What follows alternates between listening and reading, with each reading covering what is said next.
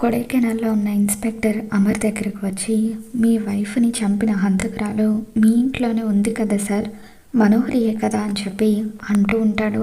ఇక దాంతో అమర్ ఇన్ని రోజులు మనోహరి తనను ఎంతలా మోసం చేసిందో అదంతా కూడా తెలుసుకుని ఒక చోట నిలబడి సీరియస్గా ఆలోచిస్తూ ఉంటాడు. ఇంతలో జైల్లో ఉన్న రణవీర్ అమర్కి ఫోన్ చేస్తాడు.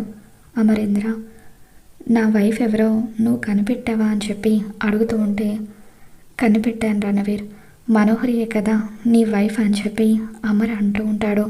అవును, ఆ మనోహరిని నా వైఫ్, నీ భార్యను చంపింది కూడా తనే అని చెప్పి రణవీర్ చెబుతూ ఉండడంతో ఇక ఒక్కసారిగా అగ్నిపర్వతం బద్దలైనట్టుగా అమర్కి అనిపిస్తూ ఉంటుంది.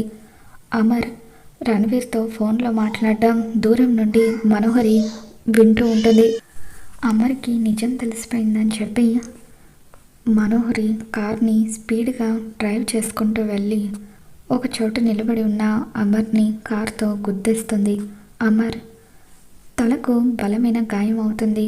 అలా డొల్లుకుంటూ రక్తపు మడుగులో అమర్ లోయలో పడిపోయి గతం మర్చిపోతాడు. మరి రాబోతున్న ఎపిసోడ్లో ఏం జరగబోతుందో మళ్ళీ మన ఛానల్లో తెలుసుకుందాం. ఈ వీడియో మీకు నచ్చినట్లయితే తప్పకుండా లైక్ చేయండి.